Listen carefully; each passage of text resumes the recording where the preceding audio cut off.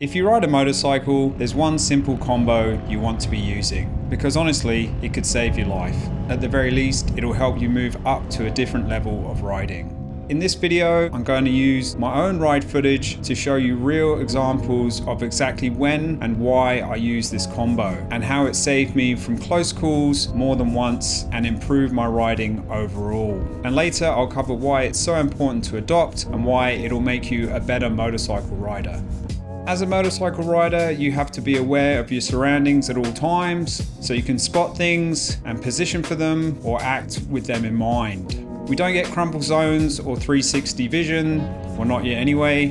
What we do have is our senses and our awareness. And the two best tools for helping your senses and build your awareness are your mirrors and your head checks. Mirrors give you the general picture. They tell you what's behind you, who's gaining on you, and what's happening in the danger zones you can't see directly.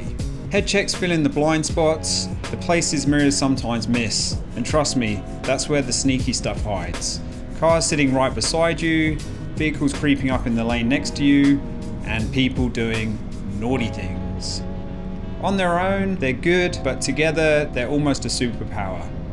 A killer combo you definitely should be using. Most riders use them separately. Looking in the mirrors here, quick head check there, but when you start using them both in the right way, at the right times, your awareness goes through the roof. You'll spot dangers earlier, react faster, and avoid those oh crap moments that can turn a good ride into a bad one. If I think there's a potential danger behind me or beside me, it's this combo that's my go-to.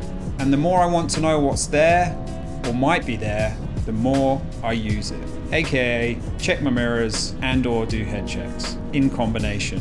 Let's break down exactly why this combo is so powerful, when you should be using it, and how it can literally keep you out of trouble while riding on the roads.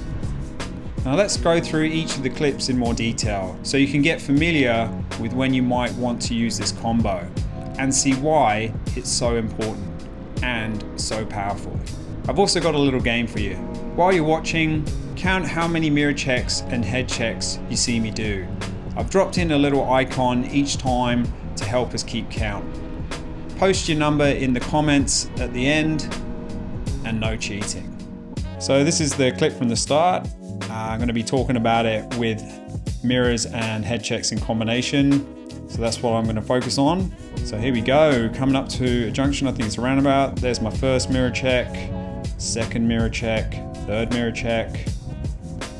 Then we're changing lanes, check the mirrors again and again. I'll just stop it here for a moment. So I didn't do a head check there because I was moving across into a new lane, so I could see there was no one in it, so I didn't actually have to do a combo there. But now we're coming up to the roundabout. This is where I'm going to do my mirrors and head check combo. And in particular with this clip, it's as I go through the roundabout to the other side, I want to overtake the vehicle in front. So that's when I really do my combo together. So as I approach the roundabout, I'm checking that there's no one on the roundabout, no one joining. And then directly after is when I use my combo of mirrors and head checks together, because I want to overtake the car in front and do it kind of quick. So here we go, roundabout.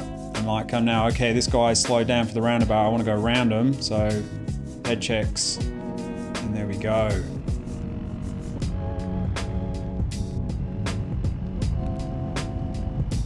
Did another head check there. And I keep checking my mirrors just as I pull away, just to check that they are staying where they were as I pull away from them, just to check that they're dropping into the distance. So here's the next clip. It's actually, I think, coming up to the same roundabout on a different ride. So it'll be a similar kind of thing. As I come up to the roundabout, I'm going to be scanning the roundabout for who's on it, what they're doing, is anyone joining, is anyone going all the way around the roundabout doing a 180 or a 360 or whatever. And then normally the cars and trucks and caravans and stuff slow down quite a lot. So then you're kind of like, well, I want to get around these and get moving. I don't want to get caught up in whatever's happening here. So I'm doing my mirror checks, then head checks. Then we're coming around, here we go. There's a head check, check, check, check. And then we're over, checking the mirrors quick there. And then we're going blasting around the vehicles so that we can get out in front of them. because I'd rather be out in front of that vehicle than stuck in behind it. And there we go, happy days. Mirror checks just to check that everything behind is going as I think it should be going. And here we go, we're coming up to another roundabout here. So I check my mirrors first to see what's behind me as we come up to the roundabout, just to check, if anyone's right there or if I need to give them a flash with the brake lights. Then we're onto the roundabout after having checked on the run up, there was no one there, and around we go. So here we go, another roundabout, same kind of deal. Going over into that left-hand lane, because we're not turning right, we're going straight across. Check my mirrors as I approach so I can see what's behind me. If I need to brake, tap the brakes, illuminate the lights, brake light, that kind of thing. Around we come. The vans slide right down. Now there's a big road train ahead, a big truck. So I know I want to get around that. So I'm trying to get across. So doing my combo of mirrors and head checks so I can get into the gap here. I can see the car in the mirror behind there. And there we go. Pushed our way in because I want to get in this lane so nice and early so I can get around the road train, not get stuck in behind it in that left-hand lane. That's what you don't want, because you always want to have a bit of space in front of you. So yeah, I pulled back in because I could see the ute coming up with a trailer of some kind, so I just wanted to get out of its way. And I was like, the road train isn't indicating and it's in the left-hand lane, so I think it's going to go straight over this roundabout, and then I can pick it off on the other side of the roundabout when it's slowly getting back up to speed. So here we go, doing my mirrors and head checks combo, coming around, and now I'm going to use the combo again so that I can get around this truck. And there we go, blast around the road train. I've kept my distance from the ute that I didn't like the way they were driving, so they're off in the distance, they're away from me, and then I'm tucking back in front of the truck. Happy days. Keep checking my mirrors, just working that combo to keep me in good position, fully aware of my surroundings in front and behind and to either side as well. Now we're merging lanes because we're coming down to one lane, so I'm doing my combo again, mirrors and head checks in combination. So here we go, here's the third and final clip. So I'm coming up to Stocko Bridge here. I can see all the cars are in the left-hand lane and they all look like they're bunching up, so I think, you know what? I'm gonna go into the right-hand lane to get around them, cross the roundabout, up and over the bridge. So nice and early, checking my mirrors and stuff, then do my head checks, a combination together, then I'm gonna come over into the right-hand lane. There we go, they all get snarled up with that vehicle, holding them up.